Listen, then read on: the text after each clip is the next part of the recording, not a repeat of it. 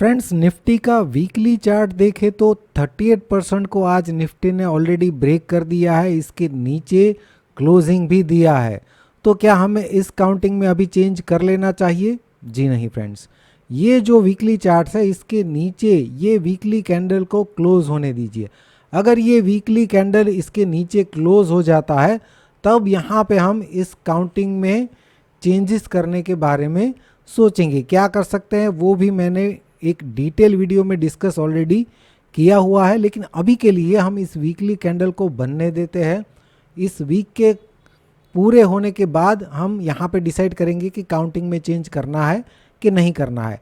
तब तक के लिए हम क्या करते हैं, ये जो डिक्लाइन है जिसको हम वेव 4 का डिक्लाइन बोल रहे हैं उसको ही स्मॉलर टाइम फ्रेम में देखेंगे, जो हम बार बार देखते आ रहे हैं। तो क्या इसमें कोई चेंजेस करेंगे? अभी नहीं, अभी के लिए नहीं करेंगे। ये ए ही मानेंगे, इसको बी ही मानेंगे और सी के अंदर 1 2 3 4 और फिफ्थ का अगर हम प्रोजेक्शन निकाले तो ये 61% की रेंज है और ये मैक्सिमम है 100%।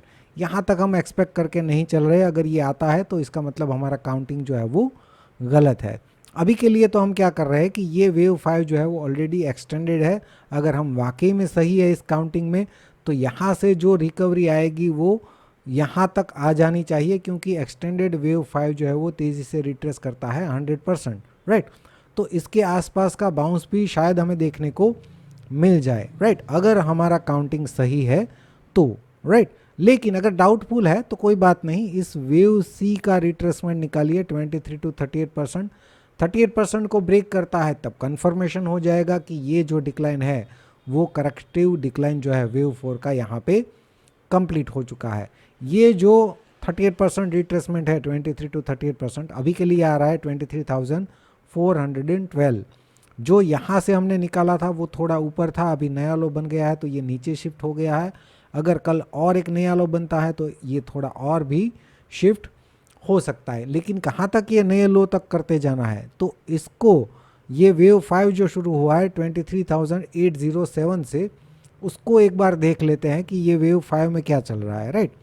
तो वहाँ पे अगर हम देखें 23,807 से तो ये 1, ये 2, यहाँ पे 3 और 4 का रिट्रेसमेंट 38% के आसपास आया है तो 4 मान के चल रहे हैं।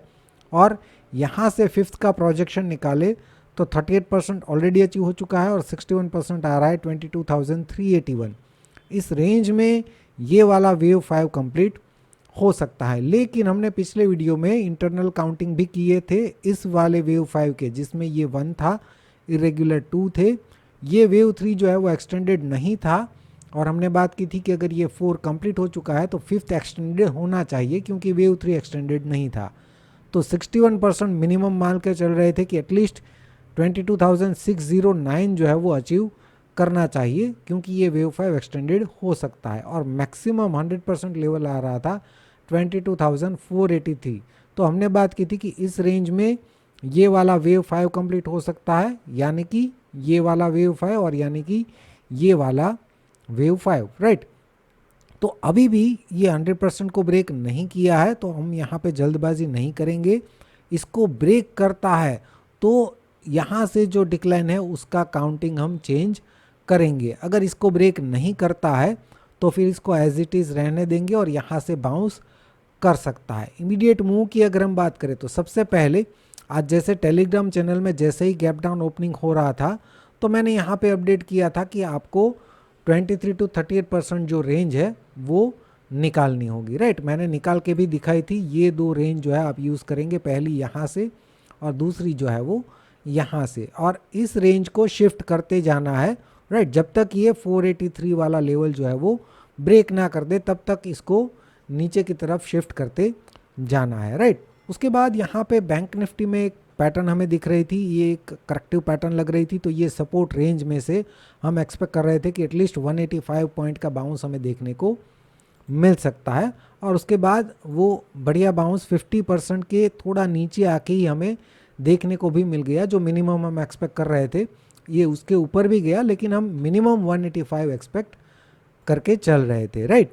उसके बाद यहाँ से ये भी हम एक्सपेक्ट कर रहे थे कि एक डिक्लाइन आ सकता है। डिक्लाइन आया ज़रूर, लेकिन उस डिक्लाइन ने टारगेट को अचीव नहीं किया। इसके आसपास एक लो बना के वापस इसने बाउंस कर दिया। तो यहाँ पे शायद सबका ट्रेल स्टॉप लॉस जो है वो हिट हुआ होगा, लेकिन उसके पहले ट्रेड में अच्छा खासा यहाँ पे प्रॉफिट देखने को मिला होगा।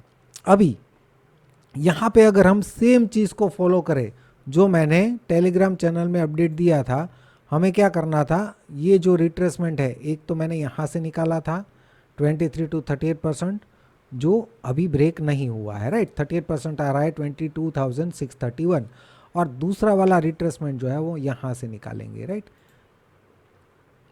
तो वो 38% आ रहा है 22,722।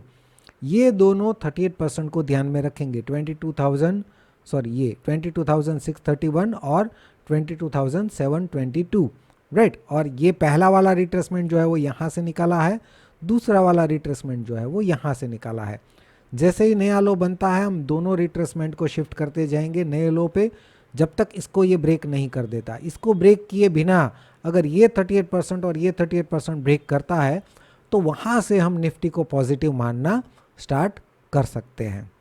फ्रेंड्स, बैंक निफ्टी की बात करें तो ये जो बाउंस हमें देखने को मिला था उसका हमने रिट्रेसमेंट निकाला था 50 to 70%। इसको ये ब्रेक नहीं किया था, लेकिन आज इसने 70% को भी ब्रेक कर दिया है। और यहाँ से अगर ये लास्ट डिक्लाइन को मैं 3 वेव डिक्लाइन मानूं तो इस वेव का अगर मैं रिट्रेसमेंट निकालूं तो 38% आ रहा है 48,798। तो इसी को मैं अपसाइड ब्रेक इवन पॉइंट मानूंगा। 48,798 के ऊपर ट्रेड करता है तो हम बैंक निफ्टी को पॉजिटिव मान सकते हैं। लेकिन कितना पॉजिटिव, एटलीस्ट यहाँ तक आ सकता है। ज़्यादा, क्योंकि ये पैटर्न में मैं इंटरनल में नहीं गया हूँ तो कुछ ज़्यादा एनालिसिस यहाँ पे मैं आपके साथ नहीं शेयर करूँगा। जैसा आपने अगर देखा होगा कि आज ओपनिंग के बाद मुझे निफ्टी और ये बैंक निफ्टी में कंपेयर करूँ तो बैंक निफ्टी में ये जो पैटर्न मुझे दिख रही थी कि ये इम्पल्सिव है और ये मूव जो है वो करेक्टिव प्रोग्रेस में है, तो ये मुझे ज़्यादा कॉन्फिडेंट पैटर्न लग रही थी, इसलिए मैंने ट्रेड यहाँ पे बैंक निफ्टी में दिया था, ना कि निफ्टी में। निफ्टी का मैं रेगुलर एनालिसिस करता हूँ, बैंक निफ्टी का रेगुलर एनालिसिस नहीं करता हूँ। लेकिन आज इंट्राडे में ये पैटर्न मुझे कॉन्फिडेंट लग रही थी, इसीलिए मैंने एक करेक्टिव पैटर्न का 50 to 70% निकाल के दिया था कि ये सपोर्ट रेंज है और सपोर्ट रेंज में से 185 पॉइंट का बाउंस देखने को मिल सकता है, और वो बाउंस हमें देखने को भी मिला। यहाँ पे मैंने सेलिंग का भी बोला था, सेलिंग भी आया लेकिन इसको ब्रेक नहीं कर पाया, और यहाँ से शायद जिस तरीके से हम करते हैं यहाँ पे अगर 1 और 2 बन चुका है तो 38% पे सबका स्टॉप लॉस जो है यहाँ पे हिट हुआ होगा। रेगुलर अपडेट्स के लिए फ्रेंड्स यूट्यूब चैनल को सब्सक्राइब कर लीजिए, और अगर आपको लाइव मार्केट में अपडेट चाहिए तो टेलीग्राम चैनल का सब्सक्रिप्शन का लिंक आपको डिस्क्रिप्शन में मिल जाएगा।